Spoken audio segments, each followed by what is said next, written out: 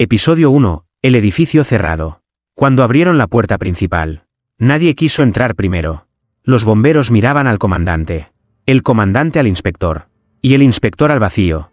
Durante 6 meses, el edificio 41 de la calle Murillo estuvo completamente sellado. Orden sanitaria. Cuarentena extrema. Nadie salió. Nadie entró. Nadie respondió. Las cámaras del exterior mostraban ventanas cerradas, luces apagadas, salvo en una. El apartamento 4C. Todas las noches, a las 3:33, la televisión se encendía sola. Siempre al mismo canal. Siempre en estática. El 17 de diciembre, la cuarentena terminó oficialmente. Y el silencio fue reemplazado por una nueva palabra: revisión forense. El equipo de entrada accedió con trajes especiales, linternas y cámaras corporales. Lo que encontraron fue peor que cadáveres. Nada. No había cuerpos. No había sangre. No había señales de lucha. Los colchones seguían tibios. Las ollas sobre las estufas, con comida seca. La ropa colgada. El café a medio servir. Era como si las personas se hubieran desvanecido en medio de una frase. Pero en el apartamento 4C, algo sí quedaba. La televisión seguía encendida. El aire olía a metal quemado. Y sobre la pared del pasillo, con letras grandes y toscas, alguien había escrito: "Nunca estuvimos solos". Uno de los bomberos, Morales, se adelantó. Revisó el baño. Vacío. La ducha goteaba. Entró al dormitorio. Allí, una cámara de seguridad privada aún grababa. Revisaron el archivo. Y en el último vídeo, de fecha 12 de agosto, se veía al inquilino del 4C, un hombre joven, barba, bata gris, de pie frente al espejo. Murmuraba algo. Se reía. Lloraba. Y luego se acercó a la cámara. Muy despacio. Su cara ocupó toda la pantalla. Y antes de que la imagen se apagara, sus labios se movieron. Sin sonido. Pero los técnicos leyeron sus labios. Dijo: "No estamos en cuarentena. Estamos encerrados, con ello". La grabación terminó. El gobierno cerró nuevamente el edificio esa misma noche. Sin dar explicaciones. Sin emitir informes. Solo un comunicado en la radio local. El edificio 41 permanecerá cerrado hasta nuevo aviso. Cualquier ruido proveniente del interior debe ser ignorado. Por su seguridad, no conteste si alguien llama desde adentro. Episodio 2. Departamento 4A. El niño que hablaba con las paredes. Nadie recuerda haber escuchado llorar a León. Tenía 8 años. Vivía con su madre en el departamento 4A. Era callado. Extrañamente sereno. Observaba mucho, hablaba poco. Cuando empezó la cuarentena, su madre decía que era el único que lo llevaba bien. Nunca se quejaba. Nunca preguntaba por salir. Solo dibujaba. Y hablaba con la pared. Al principio, pensaron que era su imaginación. Un amigo invisible. Una forma infantil de escapar. Pero lo que más perturbaba a su madre no era que hablara. Era que escuchaba. Cada noche, después de las 2 a.m., León se levantaba. Iba al rincón del pasillo. Apoyaba el oído en la pared. Y se quedaba inmóvil. A veces, reía. Otras, asentía. Una vez, sangró por la nariz. Y aún así, no se movió.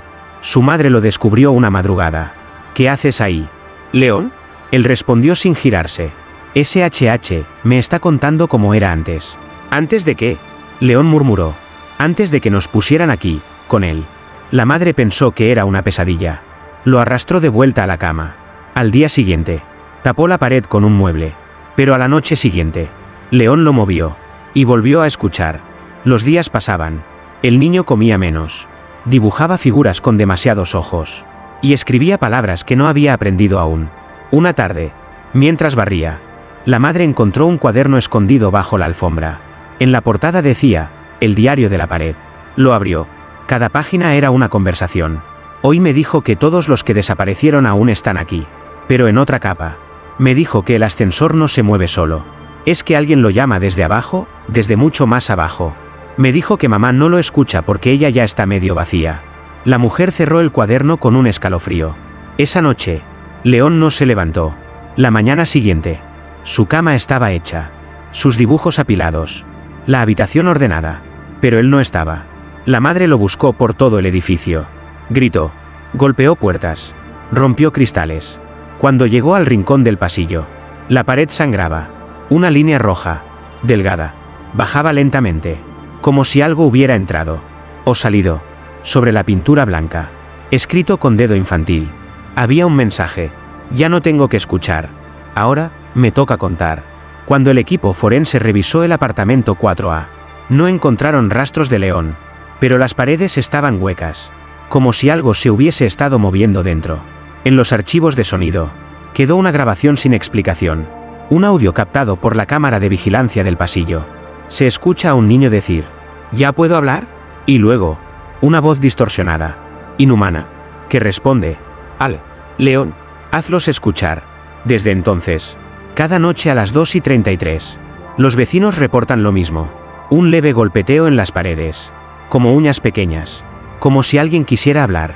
Desde el otro lado, episodio 3, departamento 2B, el olor que no se iba.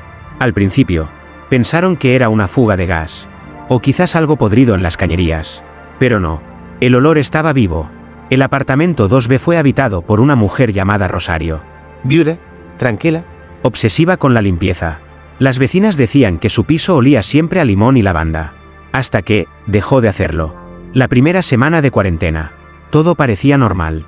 Rosario saludaba desde el balcón, barría el pasillo 3 veces al día, se quejaba del encierro, pero sonreía. La segunda semana, dejó de salir, y entonces comenzó el olor.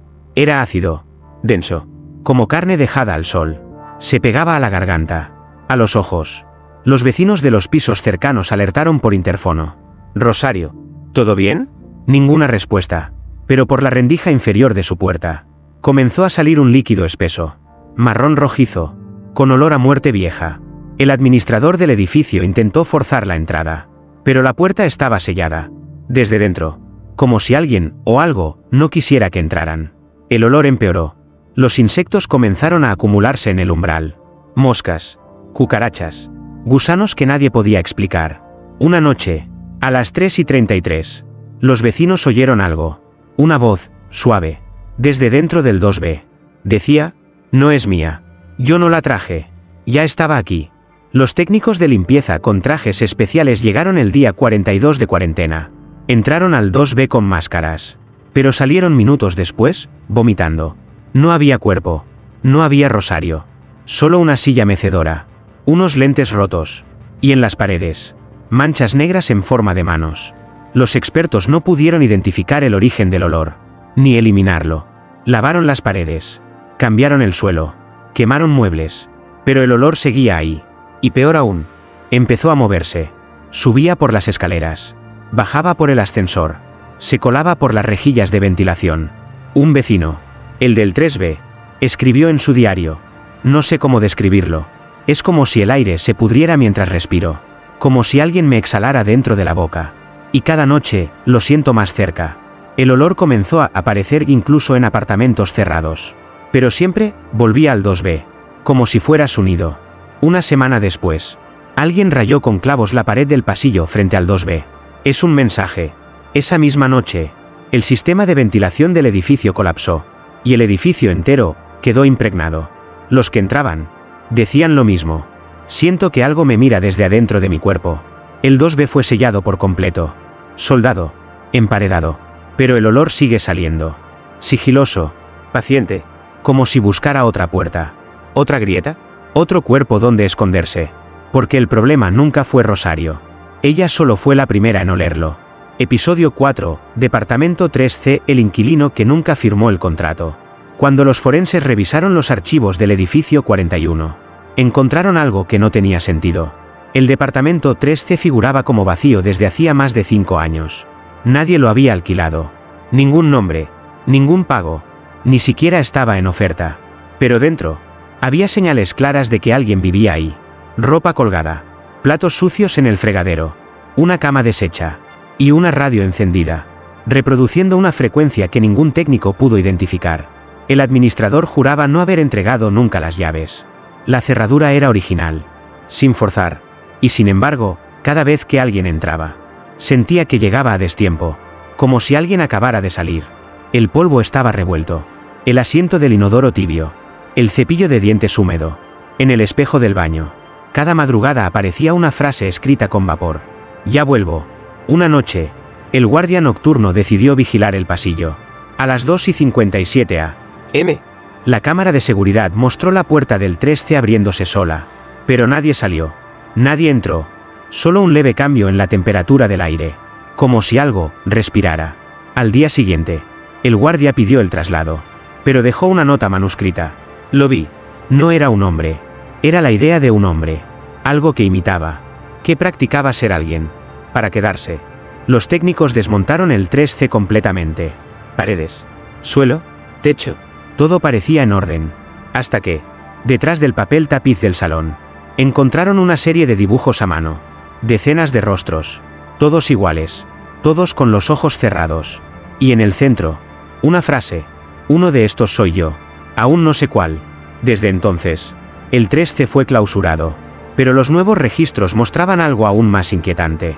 Al revisar los sensores de movimiento, cada madrugada, a las 3:33, una silueta paseaba del 3C al ascensor. Siempre la misma ruta, misma velocidad, como una rutina, como alguien que aún cree que vive allí. Y la radio, aunque nadie la encendiera, volvía a sonar. Una sola voz, repitiendo en bucle. Identidad no encontrada. Buscando cuerpo compatible.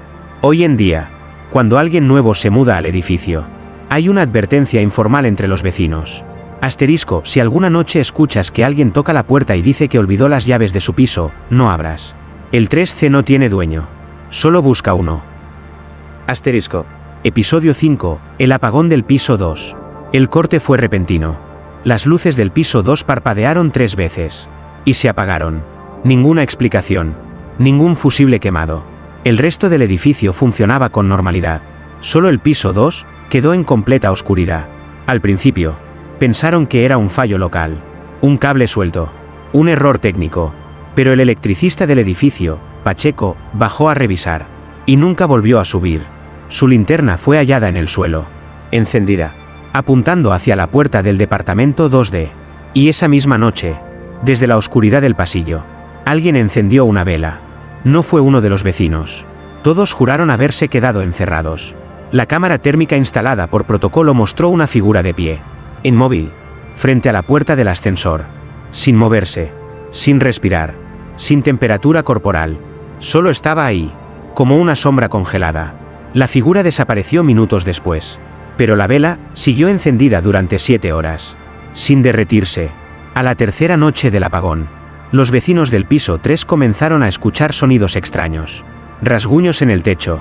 Susurros bajo las puertas. Una risa contenida, como de alguien que intenta no ser oído. Y cada vez que alguien se asomaba por las escaleras para mirar hacia el piso 2, veía algo moverse rápidamente entre la penumbra. Demasiado rápido para ser humano. Demasiado fluido para ser animal. Uno de ellos, un joven llamado Damián, bajó con una cámara GoPro y una linterna industrial. Grabó durante 17 minutos. La mayoría, en silencio, hasta que llegó al final del pasillo. La linterna comenzó a parpadear. Y de pronto, todas las puertas del piso 2 se abrieron, a la vez. La cámara cayó. El vídeo se volvió estático. Pero en los últimos 2 segundos, se ve algo. Una mano, negra, alargada, con dedos dobles, apagando la vela. Desde entonces, el piso 2 quedó sellado. Se instalaron rejas, candados, alarmas. Pero ninguna funciona. Cada noche, a las 2:33, las luces del resto del edificio titilan. Y por un segundo, todo queda oscuro. En ese instante, algunos residentes aseguran ver una silueta observándolos desde las escaleras, o desde dentro del ascensor, o desde el espejo del baño, cuando no debería haber nadie más. Y lo más inquietante, el sistema eléctrico general no registra ninguna falla. Según los informes técnicos, el piso 2 nunca se apagó. Entonces, la pregunta es, ¿qué está causando la oscuridad? ¿Y por qué algo la prefiere así? Episodio 6, los que intentaron escapar. No todos obedecieron la cuarentena. La mayoría lo hizo por miedo. Miedo a la multa, a la enfermedad, al ¿qué dirán? Pero ellos 3 tenían otro tipo de miedo. Miedo a lo que estaba dentro. Los hermanos Ayala, Julián y Matías, vivían en el 5B. Con ellos, Anne, la novia de Matías. A los 15 días del encierro, algo cambió. Las ventanas comenzaron a empañarse por dentro. Aunque no hacía frío, las puertas rechinaban, incluso sin viento. Y cada noche, a la misma hora, alguien tocaba la puerta del 5B 3 veces. Con los nudillos. Cuando miraban por la mirilla, no había nadie. Una madrugada. Matías despertó cubierto de tierra. Sus pies, húmedos. Sus uñas, con rastros de cemento. No recordaba haberse levantado. La siguiente noche, Julián soñó con el pasillo del edificio. Pero estaba al revés. Las puertas colgaban del techo. Y alguien, con su voz, lo llamaba desde el fondo. Sal antes de que él lo haga. Despertó con sangre en la almohada. Fue entonces cuando decidieron huir. Planeado. Preciso. Durante el cambio de turno del guardia. A las 2:45 de la madrugada. Ana sostenía la linterna. Matías tenía las llaves del cuarto eléctrico. Julián. Una mochila con víveres. Lograron llegar a la planta baja sin ser vistos. Pero al intentar abrir la puerta principal, descubrieron algo imposible. La cerradura estaba por fuera. Como si el edificio estuviera cerrado desde afuera. Como si no fuera cuarentena, sino contención. La linterna de Ana parpadeó. Luego, se apagó. Y entonces, lo oyeron. Un susurro. No como el de una voz humana, sino como el de muchas, hablando desde distintos rincones del aire. Uno intenta salir. Los otros deben quedarse. Matías comenzó a gritar. Julián golpeaba la puerta. Ana rezaba. Y en ese momento, el ascensor bajó solo. Hasta la planta baja. ¡Din! La puerta se abrió. Estaba vacío. Pero en el espejo del fondo. Reflejaba a 4 personas. Solo había 3. Las cámaras de seguridad registraron lo siguiente. A las 2:59 a.m. Los 3 jóvenes entran corriendo al ascensor. La puerta se cierra. Baja un piso. Luego otro. Y desaparece del sistema. Nunca llegó a planta baja. Nunca volvió a subir. A las 4:33. El ascensor volvió a aparecer. Vacío. Pero con el suelo mojado. Como si alguien hubiese salido del agua.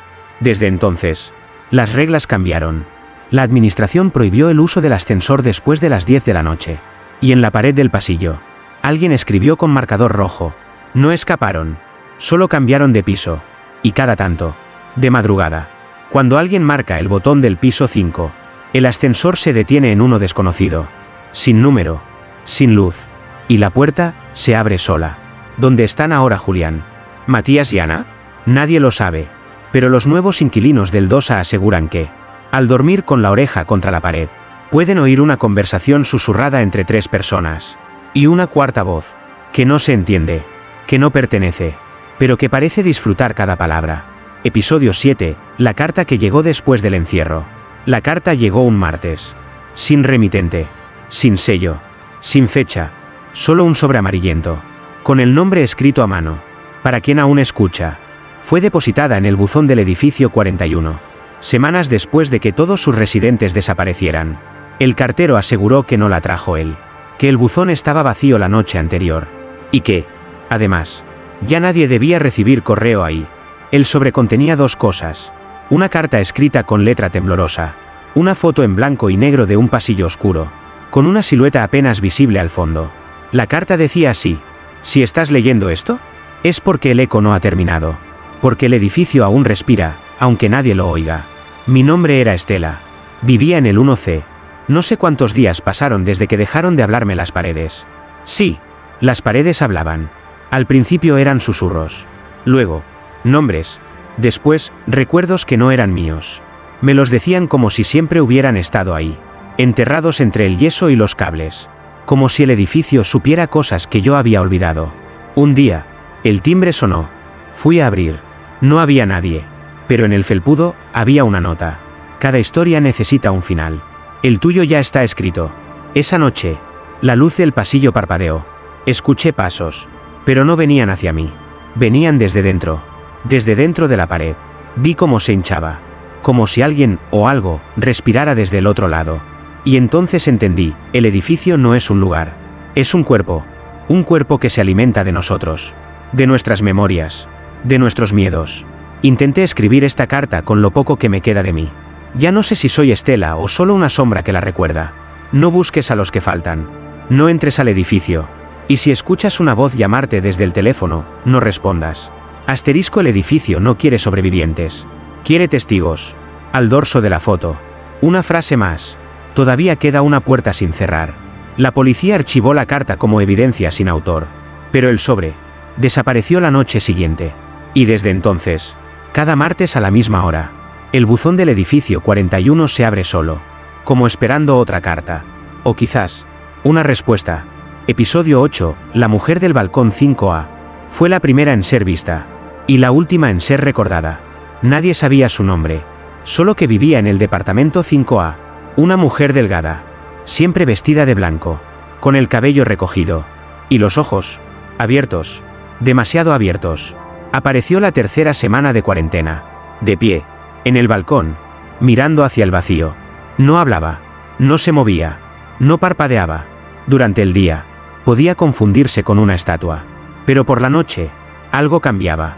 A las 3:33. Se encendía una luz en su apartamento. Y entonces. Ella giraba lentamente la cabeza. Pero no hacia afuera. Hacia dentro de su propia casa. Como si algo le estuviera hablando desde el interior. Un vecino. Del 4C. Decidió grabarla. Colocó su cámara frente al balcón. Grabó durante 5 noches seguidas. Las primeras 4 noches. La imagen era siempre la misma. Ella, inmóvil, mirando hacia adentro. Pero en la quinta noche, cuando revisó el vídeo, la encontró mirando directamente a la cámara. Y sonriendo. El archivo fue dañado. La cámara, derretida por dentro. El vecino se mudó al día siguiente. No dejó aviso. Solo una nota escrita con lápiz sobre el marco de su puerta. Ella me vio. Ahora sabe mi nombre. La mujer del 5A no fue vista comiendo. Ni bebiendo. Ni durmiendo. Y sin embargo, cada noche aparecía en el mismo lugar. Exactamente a la misma hora. Exactamente con la misma postura. Un día, alguien notó que su sombra no coincidía con su cuerpo. La luz del balcón caía hacia la izquierda. Pero su sombra apuntaba hacia la derecha. La administración intentó hacer una inspección. Cuando subieron al 5A, descubrieron que la puerta estaba abierta. Pero el departamento estaba vacío. No había muebles, ni cama, ni cortinas. Solo un suelo cubierto de polvo. Y en medio del salón, una silueta marcada con ceniza, del tamaño exacto de una mujer. Desde abajo, esa misma noche, los vecinos aún podían verla en el balcón. De pie, inmóvil, sonriendo. Dicen que si la miras durante más de 33 segundos, te ve. Y si te ve, te busca. Por eso, los vecinos actuales del edificio cruzan la mirada cuando pasan cerca del piso 5. Nadie se atreve a levantar la vista. Y los que lo han hecho, juran ver cómo ella levanta lentamente la mano. Y los señala. Solo una vez. Solo una vez basta. Porque después de eso, cada vez que parpadeas frente a un espejo, te parece ver una figura blanca. De pie. Justo detrás de ti. Episodio 9. El ascensor que bajaba solo. Todo comenzó con un sonido. Un din suave. Metálico. Repetido cada noche a la misma hora. 3:33 de la madrugada. El ascensor se abría. Solo. Sin que nadie lo llamara. Sin que nadie lo esperara. Luego. Bajaba. Un piso. 2. 3. Hasta ahí. Todo podía explicarse. Un fallo eléctrico. Un cortocircuito. Un sistema programado sin querer. Pero entonces, bajó a un piso que no existía. El edificio tenía 5 pisos. Pero la cámara de seguridad registró al ascensor deteniéndose en un piso -1. No había botón para ese nivel. Ni planos. Ni acceso en las escaleras. Solo aparecía allí. Brevemente. Un segundo. Luego, regresaba vacío. O eso parecía. Hasta que un técnico de mantenimiento, Daniel Cueva, decidió investigarlo. Instaló una cámara oculta en el interior. Con visión nocturna. Y batería externa. Esa noche, el ascensor volvió a moverse. Solo, descendiendo más allá del piso 1. Del sótano. Hasta que en la pantalla apareció un mensaje. Nivel -3. Bienvenido. Nadie sabía que eso existía. Pero la cámara seguía grabando. Se abrió la puerta. No había luz. Solo niebla. Y una figura de espaldas. Una figura exactamente igual a Daniel. Con la misma ropa. La misma cicatriz en la ceja. El mismo tatuaje en la muñeca. La figura giró lentamente. Y sonrió. Pero no con boca. Con los ojos. Luego, la pantalla se apagó. Daniel no regresó a su casa esa noche. Ni a ninguna otra. Su tarjeta de acceso fue usada por última vez a las 3:36 de la madrugada. Y su teléfono fue encontrado en el ascensor. Sin batería. Pero con una nota en la app de texto sin enviar. No tomes el ascensor si dice -3. No eres tú quien sale. Desde entonces, el ascensor fue sellado. Pero nadie pudo explicar cómo. A pesar de los candados y las órdenes de cierre. Sigue sonando cada noche a la misma hora. Din. Abre puertas. Invite. Respira. Algunos vecinos dicen que, si estás cerca del ascensor a las 3:33, puedes ver tu reflejo moverse un segundo después que tú, como si no estuviera reflejándote, sino esperando que entres, y que esta vez no regreses. Episodio 10, el mensaje en la ducha. Todo empezó con una palabra, escrita con vapor sobre el espejo del baño del 3A, una palabra que no debería estar ahí. Cuidado. Miguel pensó que era un simple juego de humedad, o quizás una broma de su pareja, Lucía, pero ella negó haberla escrito.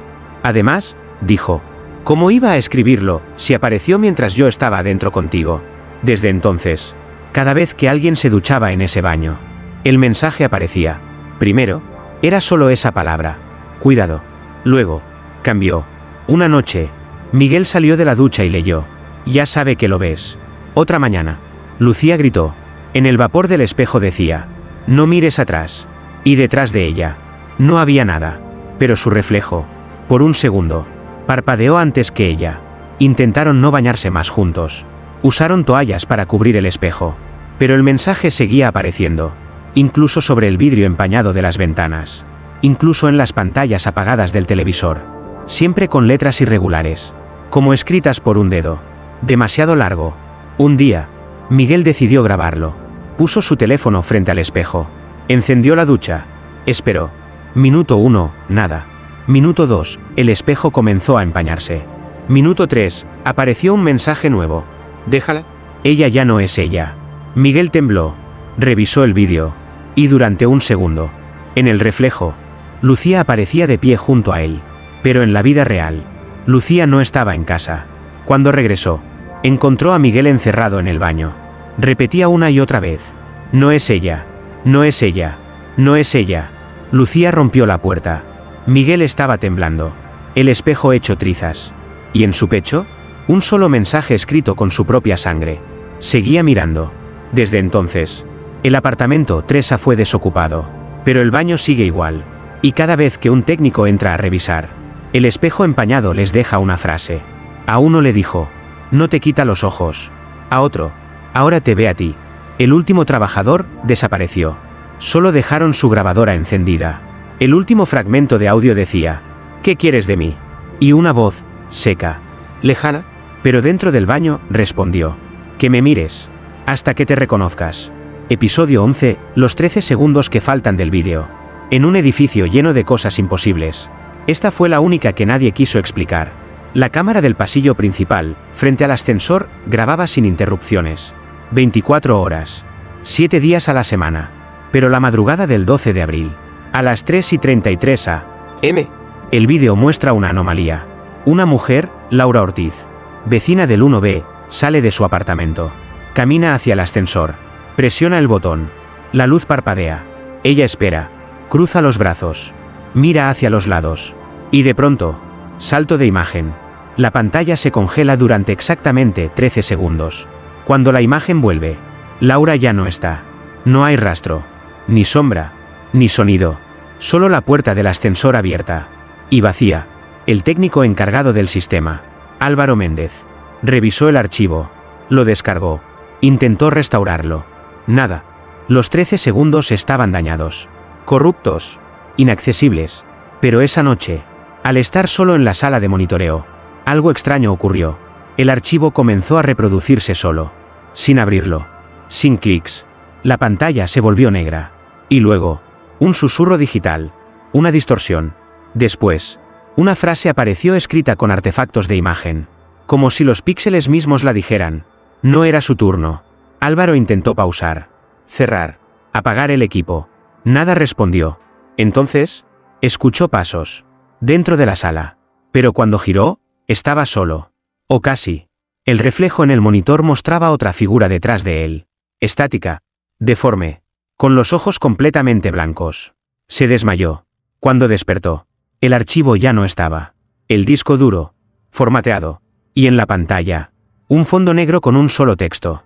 No vuelvas a rebobinar. Álvaro abandonó el trabajo. Cambió de ciudad. No volvió a hablar del tema. Pero antes de irse, dejó un mensaje anónimo en un foro de internet sobre fenómenos paranormales. Lo que pasó con Laura no fue una desaparición. Fue una extracción. Asterisco, alguien, o algo, la estaba esperando en ese pasillo. no con intención de matarla, sino de borrarla. Hoy en día, cada 12 de abril, a las 3:33, la cámara del ascensor vuelve a fallar. Siempre 13 segundos, siempre en negro, y algunos dicen que, si haces pausa cuadro por cuadro, puedes ver un rostro sin ojos flotando entre los fotogramas.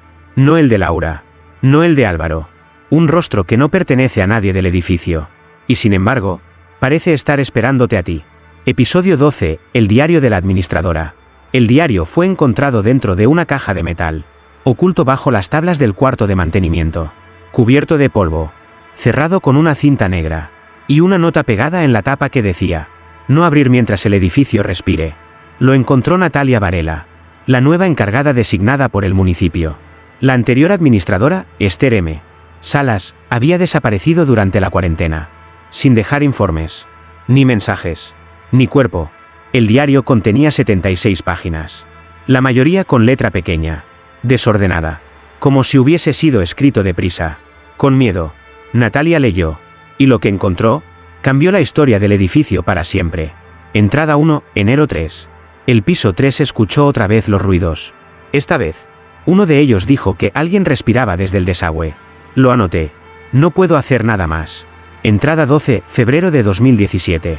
Intentaron sellar el sótano, pero cada mañana, los candados aparecen rotos desde adentro, como si algo subiera cada noche a revisar quién sigue aquí.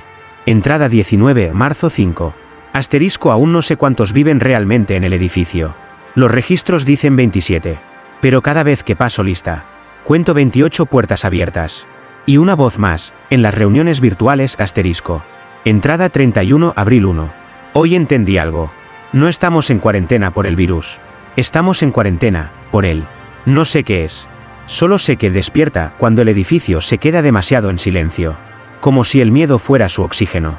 Entrada 45, abril de 2010. Asterisco, Laura Ortiz desapareció anoche. La cámara falló. Pero yo vi, desde la sala de seguridad, vi como alguien la tomó. Desde el techo. Algo que no tenía forma. Algo que recordaba cómo moverse como humano, pero ya no lo era, asterisco. Entrada 59, abril de 2022. Asterisco, estoy escribiendo esto con guantes. El suelo del pasillo 2 está caliente. Como si algo respirara debajo. A veces creo que el edificio está vivo. Pero peor aún, creo que no nació aquí. Llegó. Y lo estamos alimentando, asterisco. La última página estaba manchada. Parecía sangre. Pero no olía a hierro. Olía a tierra húmeda. Y decía solo esto. Asterisco, cuando el último inquilino entienda, será su turno de decidir. ¿Cierra la puerta? ¿O la abre del todo? Natalia cerró el diario. Y desde entonces, no volvió a responder llamadas. Su oficina está cerrada. Pero cada noche, se escucha el sonido de una máquina de escribir, aunque nadie la usa. Y la luz, nunca está encendida. Los nuevos documentos oficiales del municipio afirman que el edificio está en observación. Pero ya nadie entra. Nadie limpia. Nadie inspecciona. Porque ya se sabe que hay cosas que no deben leerse. Y edificios que no se administran. Se vigilan. Episodio 13, lo que estaba encerrado con ellos. Nunca fue un virus. Nunca fue una cuarentena. Nunca fue una medida sanitaria. El edificio 41 fue cerrado porque algo despertó. Y no era nuevo. Ya había estado aquí. Antes del concreto. Antes de los planos. Antes de que la ciudad siquiera tuviera nombre. En una excavación no autorizada bajo el sótano, los obreros encontraron una losa de piedra cubierta de símbolos. No era maya, ni azteca, ni reconocible. Uno de ellos, el capataz, grabó un audio en su celular mientras la tocaba. Parece caliente. Está respirando. No, espera. No está respirando. Me está imitando. Fue el último registro. Al día siguiente, el sótano fue sellado sin explicación. Pocos meses después, se construyó el edificio encima. Y en el contrato de venta de cada apartamento, había una cláusula extraña. El silencio prolongado y la soledad absoluta están prohibidos. La mayoría lo tomó como una broma. O un método para evitar suicidios. Pero no lo era. Era una advertencia. El diario de la administradora lo había insinuado. Pero la verdad completa fue descubierta por una investigadora de fenómenos anómalos. Dr. Elvira Luján. Tras analizar las frecuencias de los susurros captados en las paredes, en los ascensores, en los espejos empañados, descubrió un patrón. No eran voces humanas. Eran residuos fonéticos de algo mucho más antiguo. fragmentos de un lenguaje antes del lenguaje. Y al reconstruir parte del mensaje, pudo traducir una sola frase. Asterisco asterisco, el cuerpo está formado. Solo necesita nombres para permanecer. Todo cobró sentido. Cada desaparición. Cada reflejo que no coincidía. Cada sombra que respiraba. Lo que estaba encerrado con ellos no era una criatura. Era una conciencia incompleta. Una inteligencia ancestral, que solo podía tomar forma a través de nosotros. Cuantos más lo miraban, más aprendía. Cuantos más lo temían, más recordaba. Y cada vez que alguien respondía a una llamada, espejo o susurro, le daba un nombre. Y con cada nombre, una capa más de carne, de imagen, de existencia. No quería escapar, quería permanecer. En las paredes, en la luz, en los sueños, en ti.